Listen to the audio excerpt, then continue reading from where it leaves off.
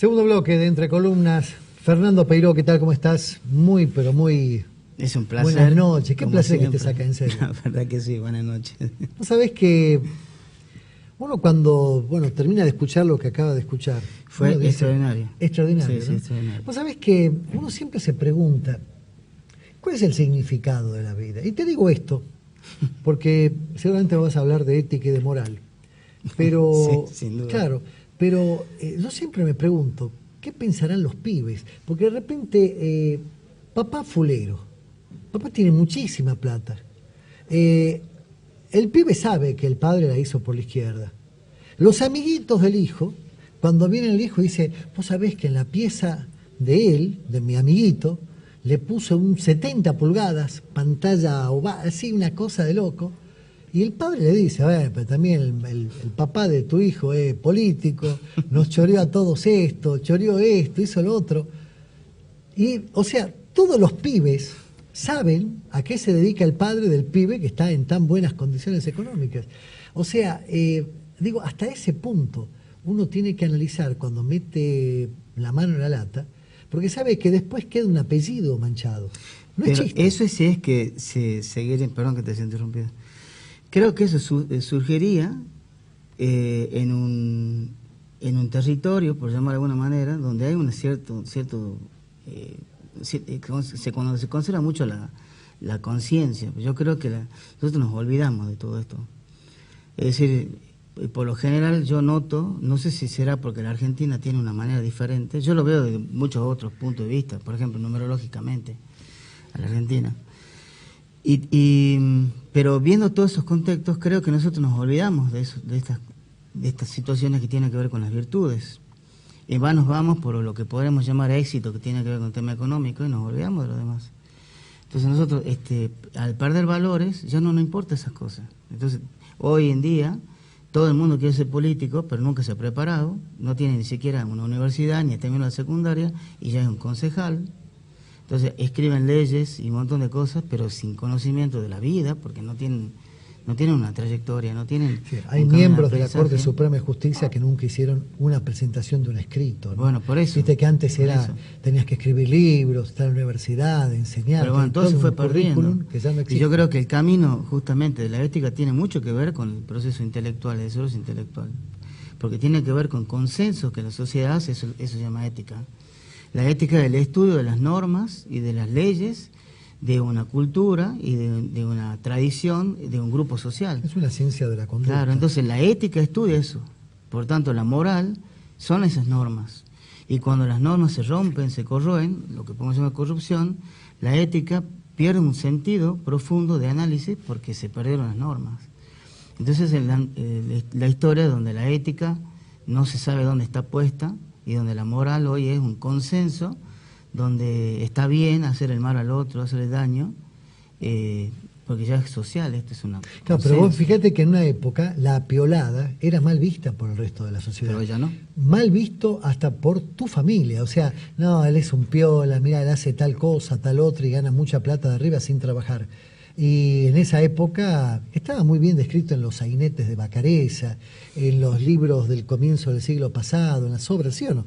Pero hoy ya eso es algo que no te lo dice, no te vas a decir, no quiero que te juntes con él porque es un fulero, pero claro, la gente lo nota, claro. Eso es lo raro. Bueno, por eso, la ética básicamente, a ver, para definir, porque la gente haga una comprensión mayor de la ética y la moral, porque parece que fueran lo mismo, no es lo mismo. La moral es un conjunto de normas basado sobre un tipo de cultura y un tipo de tradición de un grupo social.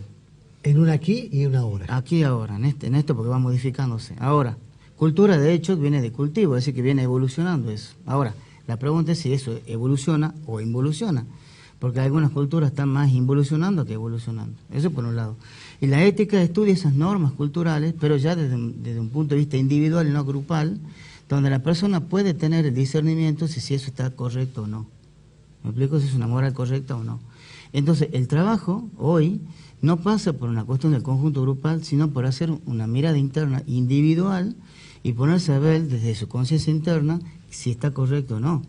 Y empezar a ver desde ahí las cosas. Entonces, ese padre le dice, bueno, sí, yo eso no te enseñé, bueno, es un padre que tiene un camino más directo hacia la luz, digamos, y no hacia la sombra.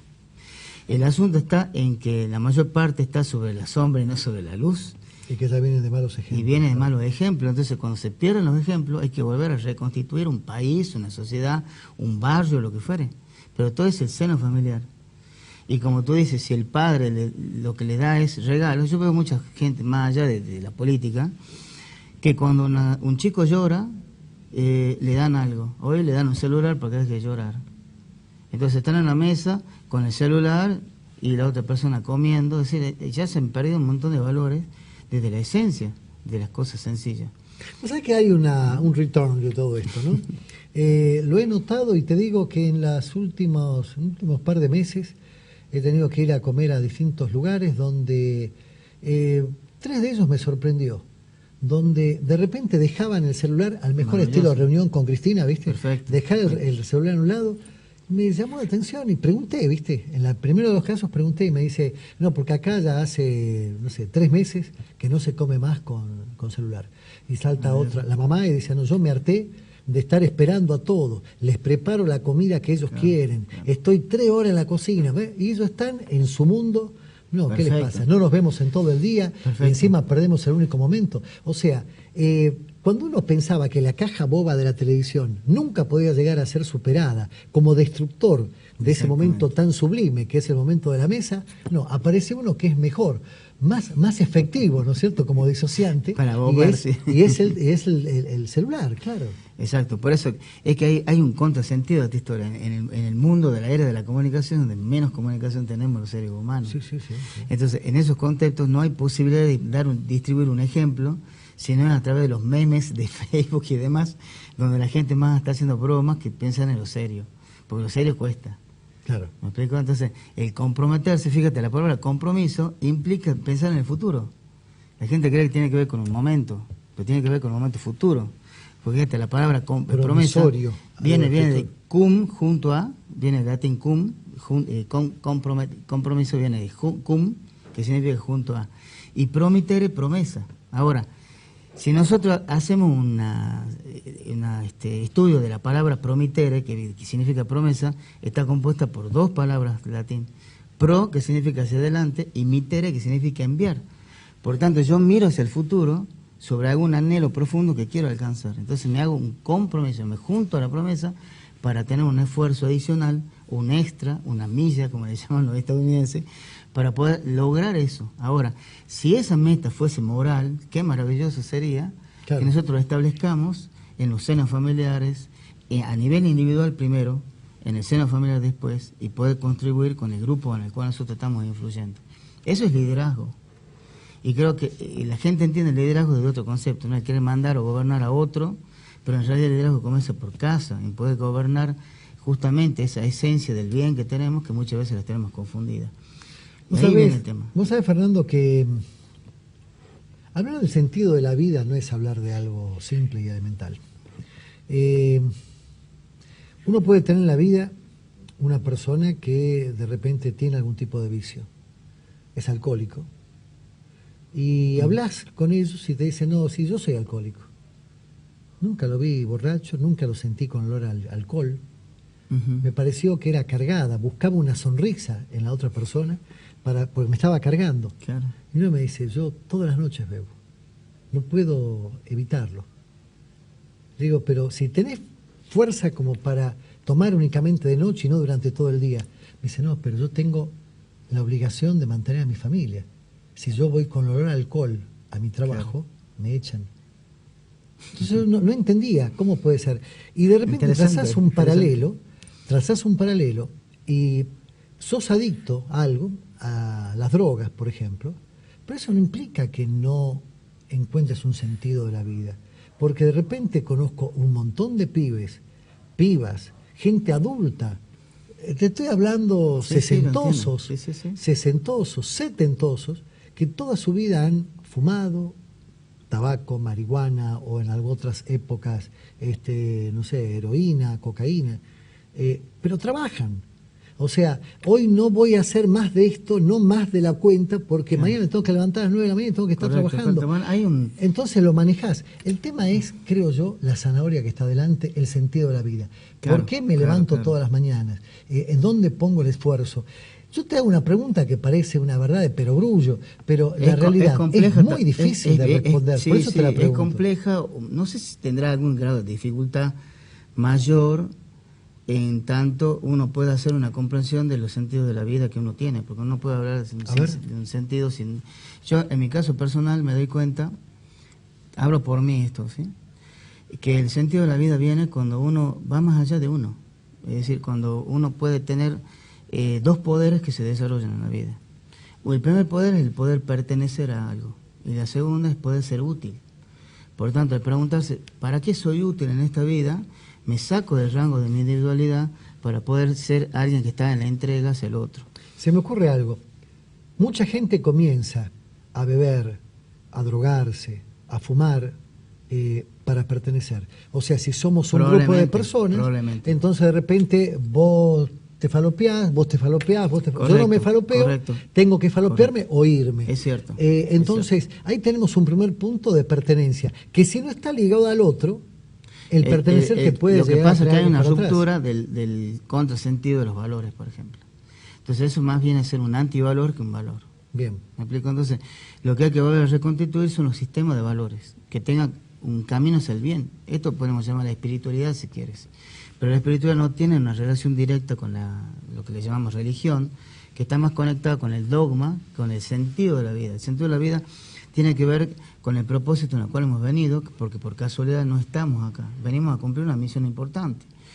Por tanto, el hecho de estar acá significa para, como dicen, hacer único y irrepetible en nuestros talentos, en nuestra manera de pensar y en la manera de construir el mundo diferente. Por tanto, el acercarnos a las metas es un tema fundamental. Yo me acuerdo, cuando era muy chico, mi padre había muerto a mis 15 años. Y yo me encontré en esos dos años siguientes en un estado sin sentido de la vida enorme. Podría haber caído en la droga, en todos estos vicios, llamémoslos vicios, o hábitos de perdición, donde era muy fácil porque estaba en ese vacío existencial. Y encontré un libro donde me salió una frasecita de George Bernard Shaw, autor irlandés que fue premio Nobel de literatura. Sí. Así que decía algo que me cambió la vida, pero por completo. Decía, incluso más, el entrevistado anterior habló de las metas, ¿no? Bueno, acá lo mismo. George Bernard Shaw decía, darle al hombre salud y metas a alcanzar y no se ocupara de saber si es o no feliz. Por tanto, el poder hacer es un tema importante antes de matar el tiempo haciendo cosas que ni siquiera son de él para pertenecer a un grupo que no sé si es sano. Por tanto, el hacer significa conectarse con lo que tenemos internamente que nos hace diferentes al otro, que nos diferencia del otro, que son los talentos. Por tanto, el poder explorar sobre uno, mirarse dentro, descubrir todos esos rasgos que nos distinguen. Los talentos son varios. Puede haber talento para administrar, talento para hacer música, talento para pintar, talento para cantar, para escribir. Sí, de lo intelectual a lo artístico tenés una gama increíble. En lo que fuera. Pero dedicarse a eso es darle un sentido a la vida diferente, que no es el tema de que el mundo te encierra en una pequeña cárcel de estrés donde uno no sale y pierde el sentido. Justamente el estrés tiene que ver con el sinsentido. La vez pasada cuando hemos hablado habíamos del estrés, del distrés, del eustrés. El eustrés tiene que ver con el sentido de la vida, el poder darle un significado profundo a la vida, de saber que yo hago cosas que tienen significado. Yo cuando doy los cursos de liderazgo, hablo sobre un concepto que es fundamental, que distingue el liderazgo, que es la disciplina. Y la disciplina está compuesta por dos ingredientes maravillosos. Uno es la persistencia y el otro la constancia. Parece que fueran sinónimos. Pero la persistencia es el hecho repetitivo de algo que tiene evolución, que me lleva a construir un hábito. Y la constancia tiene que ver con un nivel emocional alto que a mí me permite encontrar el significado a esas tareas que yo repito permanentemente. Entonces, el ser disciplinado en la vida es algo fundamental, pero si yo sé qué quiero en la vida, si yo no sé qué quiero en la vida, de nada sirve nada. O sea, Fernando, que sí es real lo que decís. Bueno, vos sos una persona con experiencia internacional. De repente te pregunto, cuando vivías, por ejemplo, dabas un curso en Europa o en Centroamérica, ¿te encontrabas con la gente con el mismo nivel de un estrés inmanejable? Digo, porque esto de encontrar el sentido de la vida hasta tiene, o sea, es para decirlo de alguna manera, hasta una dosis de suerte, porque de repente yo soy un negro feliz. Hago periodismo que me encanta, Claro. enseño. Es tu talento. Enseño, que me encanta. Estoy con un grupo de amigos que son como hermanos una vez a la semana, que me encanta. O sea, soy un tipo feliz. Ahora, quizás la vida me hubiese dado para ser, no sé, ingeniero, y quizás ahora me hubiera dado cuenta que tengo un título, que lo busqué porque yo estudié para eso, pero no sería feliz. Estar en medio de una obra, ver los números, habría que definir cuál es felicidad. ¿Pero me entendés? Pero la felicidad está conectada con las metas también. Bien. Fíjate, la palabra, yo hablo en uno de mis libros llamado 7 mentiras anti-éxito, de una de esas mentiras es que el dinero es malo, es una mentira que yo planteo. Dentro de eso yo hablo de 4 palabras fundamentales de que están en relación diariamente con las personas, con cada individuo. Una es la palabra humano, la primera palabra es humano, la segunda es pobreza, la segunda es riqueza y la tercera es felicidad. Todas conectadas. La primera, humano, viene del griego humus, que significa germinar. Es decir, que nosotros somos, seres humanos, semillas que estamos en esta tierra para producir frutos. Los mismos textos sagrados dicen que por los frutos seremos conocidos. Bueno, pobreza viene del latín pauperis, que significa infértil o que produjo poco. Ahora, el opuesto a pobreza no es riqueza. Todo el mundo la confunde. Por eso hay un mito que romper. Pobreza quiere decir infértil y el opuesto es felicidad. Porque felicidad quiere decir fértil. Félix, fértil, en latín. Por tanto, la palabra más cercana a felicidad podría ser disfrutar. Disfrutar es una palabra que está compuesta donde dis es separar y frutus, fruto. Por tanto, cuando yo hago fértil mi vida y produzco frutos, yo puedo compartirlos con quien amo. Entonces la palabra que supuestamente ser el opuesto, que es pobreza, riqueza viene del latín rich, que significa poderoso. Y va por ejemplo, al sajón o al inglés como right, que significa diestra, que implica los talentos humanos. ¿En qué soy diestro yo? Por tanto, el hacer representa un rasgo interno muy profundo con mi esencia de saber aquello a lo que yo he venido a hacer con aquello que ya tengo. Hay un dicho que dice, cada niño que nace viene con el pan bajo el brazo. Esos son los talentos, ¿no? Lo que nos alimenta el alma. Por tanto, el hacer cosas, ¿no?, es que alimenta el alma. Esta es la pregunta. Yo digo, hay una frase que yo siempre digo cuando tengo algo que desapegar. Yo digo que nosotros los seres humanos estamos conectados con el seno materno.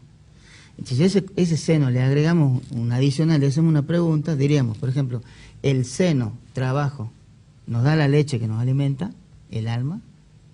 Y bueno, si no me da la leche que me alimenta, dejo ese trabajo. Estamos todo el tiempo chupando y tomando leche agria que no nos ayuda para nada. ¿Vos sabés qué me pasa a mí? Puedo darme el gusto de decir que he cumplido un montón de metas a lo largo de 60 años, ¿no? Y me pone muy contento. ¿60 años? 60 años. Parece 40. Bueno, siempre buscas cosas nuevas. Sigo estudiando, para tener una idea. Fundamental. Pero estudiando así de una manera lógica en un centro. Disciplinada, claro, sí, totalmente formal. Cada vez que cumplís una meta, o sea, tenés 3, 4 metas y luego decís, no puedo todo junto, estas las dejo para después, esto será después de esta. Perfecto, son las pongo prioridades. Toda la fuerza en esto. Son las prioridades. Pero ¿sabes qué me pasa? La concreto esta meta. Luego de concretarla me viene un vacío tremendo.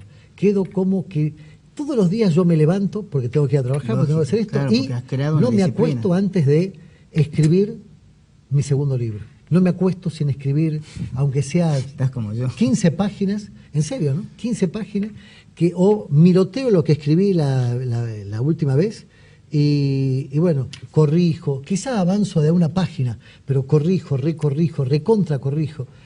Maravilloso. Pero ¿me entendés? Pero después cuando concreto eso, quedo vacío. No voy en busca de la otra que había dejado de costado. Claro. No, quedo vacío. y en ese quedar vacío te sentís como una desazón, Claro. que te puede llegar a provocar de decir, bueno, ¿y qué hago? Bueno, Mira, hay una regla llamada ley de Pareto. Yo como licenciado en marketing la practicaba en los ámbitos profesionales de marketing, pero es aplicable a la vida. Se llama ley de Pareto en realidad. Era un italiano que lo que le dieron como tarea era saber cómo estaba distribuido el dinero en la sociedad italiana. Entonces, bueno, salió la ley de Pareto, que se conoce más como regla de 80-20. Lo que dice básicamente es, de hecho hay un premio Nobel que habla de la ley de 80-20, pero bueno, básicamente es esto: del 100%, el 20% es lo esencial y el 80% es lo trivial. Por ejemplo, a nivel empresarial, del 100%, el 20% son los mejores clientes y produce la mayor parte del ingreso de la empresa. El 80% no. Entonces, si lo hacemos esto en una conversación, del 100% de la conversación, el 20% es lo esencial de la conversación, el 80% es trivial. o sea, esto se aplica en absolutamente todo. Entonces ahora, vamos al tema de las 80-20. metas como yo lo planteo en mi vida personal. Primero, yo al descubrir que tengo varios talentos, tú sabes que yo me dedico a la música, que escribo, y miles de cosas, el arte, y tengo tiempo para todo. La gente dice, ¿cómo tenés tanto tiempo? Y yo trabajo más los fines de semana, los días de semana tengo prácticamente, si no tuviese actividades que yo mismo autogenero, estaría con capacidad ociosa, más en Argentina. Por tanto, lo que hago es desarrollar mis talentos. Entonces lo que hago es utilizar la regla 20-80. Entonces yo digo, de 8 horas de trabajo, el 20% son 2 horas, 1,60, 2 horas. Entonces me queda un 80%. Si yo lo divido en esenciales, yo voy a poder tener todos mis tiempos en esas 8 horas de trabajo dedicadas exclusivamente a mis esenciales y no a mis triviales. Entonces yo tengo 2 horas para hacer mi libro, yo estoy escribiendo un libro también, 2 horas para leer, informarse. ¿Libro, número? Un libro de número esta vez. No, pero ¿el número cuánto sería? ¿El número cuánto? Que el libro sería el número décimo. El décimo libro. Bien. Entonces, 2 horas para mi libro, 2 horas para estudiar, también estudiar un tema fundamental, investigar, 2 horas para contestar mensajes, escribir y demás, 2 horas para almorzar, darme mi tiempo. Por ejemplo, yo ahora me voy, por supuesto las 2 horas no son 2 horas justas, sino que uno va y toma 10 minutos en un momento, 10 minutos se van sumando. Por ejemplo, yo ahora termino aquí y me voy a hacer mi reunión conmigo mismo, que es irme a un café conmigo mismo y compartir conmigo. Y lo bueno que tiene eso es de que yo le empiezo a dar significado a esa reunión conmigo mismo, donde mi otro yo llega al mismo tiempo y no me falla. ¿Me explico? Hay un tema de Serrano, me hiciste acordar un tema de Serrano. Bueno, qué importante. Entonces yo me reúno conmigo mismo en un café y nos ponemos de acuerdo. ¿Me explico? Entonces esas 2 horas de reflexión son temas fundamentales. Y me dedico a mí. Después, al final, terminas teniendo las 8 horas para descanso, las 8 horas para trabajar y las 8 horas que están divididas. La regla de las 24 pulgadas. La regla de 24 pulgadas, que en la masonería se aplica muchísimo. Claro, pero vos sabés que, por ejemplo, sí, es real, pero el tema del estrés, vos dijiste, te estresa. Vos no podés estresarte nunca si tenés bien manejados los tiempos. Correcto. Por eso que la esencia del manejo del tiempo es el manejo de tu vida. Porque la vida se te pasa haciendo cosas que no tienen sentido. Nosotros perdemos casi 10 años de nuestra vida esperando el semáforo que se ponga verde para avanzar. Vos sabés que a mí no me cuadra Víctor Hugo Morales, ¿no? No me cuadra, pero dijo algo que a mí me impactó y que lo tomo y me parece maravilloso. De todos aprendemos. No, evidentemente. No por su ideología política, ¿no? Sino por ser un tipo cambiante. La misma gente que él odiaba ahora ama, y me parece que esos cambios no siempre son muy sanos, ¿no? Vos sabés que él dijo algo, me enseñó algo que me parece maravilloso. Dice que él tendría 28 años y él dormía unas 10 horas a la noche, más un par de horas de siesta. De repente cumplió 28 años, se miró al espejo y dijo, de los 28 dormí 14. Es que sí. Y ahí se dio cuenta de que, claro, 10 horas a la noche, más 2 horas a la siesta, son 12 horas. De 24 horas, 12 se gastó durmiendo. Y el resto, entre que te bañás, preparás comida, comés, salís, transporte, o sea, fue tu vida útil muy corta. Y mirá todo lo que llegó, Víctor Hugo, de esa manera. Para que tengamos idea, que importante es tener claro y apreciar los talentos de uno. La gente, hoy en día, a razón de esta falta o ausencia de virtudes, porque los valores se traducen a virtudes. Por tanto, el hecho de estar mirando cómo el otro evoluciona y me molesta a mí, Claro. es porque se llama envidia, donde quiera que se llame. La historia es que tiene que ver con que no ha podido mirar sus facultades, sus poderes personales, sus talentos. Entonces mira en el otro lo que no ha podido él construir. Entonces empieza un proceso de antivalor muy grande porque no ha desarrollado su mirada interna. Y esto es un tema fundamental para absolutamente todo lo que quiera. Para todo. evitar justamente ese estrés, hay nuevas culturas, nuevas conductas. Uno ahora le da mucha bolilla a algunas cosas, como por ejemplo, hay una tendencia al homeschooling. Vos a tus hijos le enseñás vos, no lo mandás a una escuela. Está bien, mal, no socializa, bueno, no a la vacuna. Yo tengo un amigo mío, el gallego Fernández, me decía, Jorge, a ver, probaron con ratas, probaron con monitos, hasta probaron sin saber con muchos latinoamericanos o africanos, para que un remedio salga a la venta. Y vos decís que no, porque no querés tomar pastillas, no te querés vacunar. Es una locura, me dice. Y tiene razón. Pero crece también una cultura que me encanta, la cultura slow, que básicamente es no uso reloj, y que yo que te digo a vos, te veo a las 5. Claro, te veo a las 5. Luego tengo una entrevista con Joaquín Ubierna a las 6. Luego me junto con Seba Trigo a las 7. Y ando que quiero charlar más con vos y no puedo. Entonces de repente me estreso, quiero cortar esto porque tengo que ir a otro lado. Termino llegando tarde. Claro. Joaquín se queda esperando 15 minutos hasta que yo llegue. Llego mal ya porque llego justificándome. ¿Sabes qué pasa? Me quedé con Peiró charlando más tiempo. Pobre Seba Trigo va a tener que aguantarme media hora por lo menos. Vivo estresado. La corriente slow te dice, a ver, ¿cuánto vas a hablar? ¿1 hora? Bueno, la próxima entrevista ponela 2 horas después. Correcto. Anda despacio, anda tranquilo. Manejás, por ejemplo, vivo lejos, muy lejos yo. Y siempre digo, bueno, yo estoy a 40 minutos del centro. Bien, perfecto. 40 minutos del centro, entro a las 8 al colegio, 7:20 que salga está bien. Salí 7:15, si no es diferencia, es nada de diferencia, pero en la ruta vas distinto. No correcto, uno va mirando el sol, el mate cuando recién empieza a nacer del día. Es otra historia. Es que es bien importante todo esto. Además, si uno a veces junta, por decirte un ejemplo, con una persona que es agradable, ya sea un amigo, una persona que está por hacer un negocio, lo que fuera que quiera, dedicarse un poco más del tiempo es importante, porque además uno empieza a apreciar los reflejos de uno mismo en el otro. Entonces, el hecho de darse esa oportunidad de poder, porque eso de estar con uno y sentirse bien, en realidad es el reflejo que uno tiene con uno mismo. Claro. Entonces, ese tipo de cosas nos estamos perdiendo. Nos olvidamos de ver el sol a la mañana, nos olvidamos de ver la sonrisa de nuestros hijos. Yo me lo perdí también. Yo tuve 8 años fuera del país, porque creía que el mayor de los sentidos era el aplauso de la gente. Y después me di cuenta que yo hasta el día de hoy me da déficit esas 8 horas que yo perdí de enseñar, de estar con mis hijos y aprender de ellos y enseñarles lo que pude durante 8 años de sus vidas. Y los tengo. Hoy tengo la gran oportunidad de poder estar con mis nietos y poder, en cierta manera, más que enseñarles a jugar y aprender yo de ellos, ¿no? Entonces, esos 8 años que están en mi déficit me sirven hoy para darme cuenta qué importante es el tiempo. Qué importante. Un diputado nacional, muy amigo mío, en el momento que ejerció, estuvo 2 periodos, 8 años. El chico de él estaba en 5º grado, 6º grado del colegio.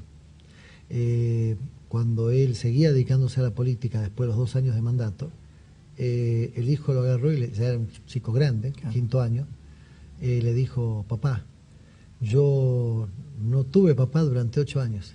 Terminé la primaria sin papá, hice toda la secundaria sin papá, seguramente ahora me voy a ir a estudiar afuera, quizás me enamore de alguien, quizás me quede a vivir con ese alguien, quizás tenga hijos y arme familia en otra provincia, y no te tuve. Y mi amigo me decía que escuchaba eso, yo pasé y por lloraba. Eso. Yo pasé por y eso. lloraba. Lloraba porque tenía razón. Es que es cierto, yo pasé por eso, así que te lo puedo decir. Yo me di cuenta un día, cuando hablando de meta, había planificado, porque la mano, te cuento más o menos una historia muy pequeña. Cuando yo llego a Costa Rica, porque me convocan para presentar el segundo libro, que en definitiva me lo financiaron desde Costa Rica, cuando yo voy, era por el 60 aniversario del Colegio de Ciencia Económica. Cierro yo el congreso con el mensaje del libro, que se llama 16 horas para templar el ser. De ahí me surgen 3 contratos con multinacionales, y de 15 días que había ido solo con un portatraje me terminé quedando 8 años. 8 años, después volví y después tuve 2 años más. Esos 8 años no regresé acá, pero en ese tiempo, cuando me presentaron en el Congreso, me dijeron el motivador argentino. Yo no sabía lo que era el motivador argentino. Me pongo a averiguar y empiezo a encontrar una casta de profesionales dedicados a la motivación, y me engolosiné con eso y empecé a ver cómo se manejaban en el escenario, cómo era el tipo de postura corporal, qué decían, cuál era el argumento de su conferencia y demás, y me impregné tanto que me dediqué un poco a eso, ¿sí? Un día, después de tener el sueño más grande de mi vida, que llegó en México, en Yucatán, estaba frente a 600 personas en un escenario, y cuando hago un clic ahí, justo antes de salir me meto en el baño, me puse a llorar, y dice, con usted el doctor Peiró, y yo no estaba, estaba en el baño, sin saber qué hacer. Y llegué al escenario y cambié el argumento, dije lo que sentí en ese momento. Fue impresionante el resultado que pasó, porque por primera vez en mi vida me di cuenta que había dicho algo razonablemente cierto. Y no era tanta ilusión a que vamos, ustedes pueden, sigan para adelante, sí se puede, sí se puede, sí se puede. Como dicen los motivadores, nos olvidamos de que en realidad lo que no se puede deja lo importante. Por tanto, cuando uno planifica una meta, tiene que tener claro de verdad qué es lo importante, más que lo que uno quiere individualmente. Por eso uno tiene que darse cuenta que uno, al tomar una decisión, influye sobre todo el entorno en el cual nos estamos movilizando y influimos sobre ese ambiente. Ahora, Fernando, el tema del dinero tiene mucho que ver en todo esto, ¿no? Por supuesto. Como que la zanahoria que tenemos adelante es el dinero, y de repente decís, voy a tener un trabajo que me va a llevar más tiempo, pero me da más plata. Y de repente pensás, es porque es cruel la vida, ¿no? ¿Qué hago? Vos le decís a tu mujer, che, viste, el nene se lava los dientes solos.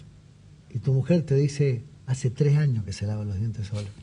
Y vos te sentís que estás muy mal, te sentís como que no te diste cuenta de la vida, y la vida te pasó. Pero el dinero es la zanahoria que está adelante. Y el dinero, en serio, es muy relativo. Nunca me voy a olvidar. Yo tenía una coupé Mercedes, aire acondicionado, mi hijo al costado llevándolo a la escuela, muy buena música, porque tenía un equipo de audio increíble. Nadie hablaba en el auto, pero lógicamente también íbamos escuchando música. Claro. De repente nos pasa, en un semáforo, un muchacho que llevaba a su hijo en la bicicleta. Lo llevaba sentado arriba del manubrio, de frente a él, de espalda a la calle, ¿no? Y el pibe le ponía mal la gorra, él se la sacaba, le pegaba en la nariz, así, cargándolo, todo así. Y yo digo, pucha, ese es mejor tata, ese chico es más feliz, ¿qué estás haciendo? Hay veces que, ¿me entendés? Claro. Ahí está la esencia de la cosa. Es como siempre yo cargo con esto, ¿no? Vos lo agarrás a un pibe en bicicleta y va hablándole a una chica, va hablando a una chica, va hablando a una chica, y después la ves a la chica arriba del caño. Ese es un vago. Vos con un Mercedes, más bien que, no sé, claro. Es distinto, es otra historia, pero es eso de machacar, de golpear y darle, ¿no es cierto? La perseverancia y la persistencia, claro, eso es evidente. ¿Cómo hacemos para...? Vos sos un especialista en esto de decir... Bueno, cuando claro algo me embroma, dijiste, yo me desapego, creo que ese término es un ¿cómo haces para desapegarte del dinero? Sencillamente, yo no me desapego del dinero. Me desapego del poder del dinero sobre mí, que es una cosa diferente. Es decir, el dinero... Bien, que él no ejerce ese poder que haga que él te maneje tu vida. A nivel de la filosofía iniciática, eso se conoce como el 666 o la víctima. Perdón, la víctima, digo. Sí, el demonio. El 666, pero no el demonio, es A ver, el 666, que es un número que tiene que ver con lo que se llama la bestia, no la víctima, la bestia. La víctima es el que queda atrapado en la bestia. Es el poder de la cosa sobre el ser humano. Por decirte un ejemplo. O sea, no tiene nada que ver con el día 6 del mes 6 del año terminado en 6. No, tiene que ver con el dominio de la cosa, sobre todo el dinero o la materia, sobre el ser humano. Por darte un ejemplo. Una persona que tiene una meta que quiere alcanzar un 0 kilómetro. Hágame de cuenta tu camioneta esa. Y está hasta que lo logra, pensando en la meta, se enfoca en eso, ahorra dinero, todo. Se va, la lleva a su novia al cine, ¿vale? El auto 0 kilómetros. Y le dice, mi amor, ya vengo, me voy al baño, en medio de la película. Se va a donde está el auto, a ver si se lo rayaron o no. Y después ya vine, estoy bien. ¿Ves? En realidad, la pregunta es si él es dueño del auto o el auto es dueño del hombre, del dueño. Lo mismo, pues se llama la bestia, ¿no? Esta es la historia. Entonces, cuando yo me enfoco en el dinero, porque no gano dinero, pero el dinero te cambió tu manera de ser y daste cuenta que el dinero simplemente es una energía para alcanzar tus logros o para que te dé una mejor calidad de vida a ti y al resto de tu gente, y entendiendo que hay valores que son superiores al peso del dinero, es donde te vas a dar cuenta. Fíjate, la Biblia dice algo interesante, dice, no puedes servir a dos señores, servir a Dios, y no dice el diablo, dice a Dios o la riqueza o el dinero. Por tanto, es mucho más poderoso que hasta el mismo coludo, como muchas veces puede ser. Bueno, vos citas mucho, ya nos tenemos que ir, porque ya termina el programa. Cito mucho la Biblia, pero no porque sea un cristiano enfocado, ni mucho menos, porque no. Estudié, tengo un doctorado en ética y teología, pero no porque sea un acérrimo defensor de la Biblia, sino porque en la Biblia yo encontré todas las culturas que yo he vivido que han sido... Si hay un sincretismo increíble. Yo tengo un sincretismo, pero yo uso la Biblia por una cuestión cultural. Pero mi manera de ver las cosas es muy budaica, por llamarlo de alguna manera. Yo estoy más metido en el budismo que en la visión hebrea, por llamarlo así. Sin embargo, el conocimiento de la Kabbalah, que me parece que es extraordinario, y en los conceptos masónicos, en los cuales yo pertenezco, me siento muy orgulloso de pertenecer, a mí me permite hacer ver de otra manera la vida, donde yo incluyo todo y no digrego nada. Entonces, de ese concepto, yo entiendo la Biblia como una ley para seguir, como puede ser leyes budistas, leyes hinduistas, leyes hebraicas, como cualquiera fuera, que nos permitan a nosotros tener una conducta del bien, que es lo más importante, ¿no? Entonces, se asientan los valores. O sea, casi no te presté atención al último que dijiste y de repente me quedé pensando, enganchado en que hay veces que con vos tenemos en general programas de 20 minutos. Para evitar eso dijimos, vamos a hacer un programa más largo. Tu bloque duró 45 minutos. Y de repente digo, podría haber charlado. O sea, me duele tener que cortar esto. Entiendo. Y entiendo que muchos de los televidentes también deben estar dolidos de que esto se corte abruptamente, pero igualmente, es increíble. Siempre es un placer. Yo disfruto mucho. Vos sos sí, me encanta tener hablar contigo. ¿Verdad que? Realmente que sí. Muchísimas gracias por tu presencia. Es un gusto, ¿sí? De verdad.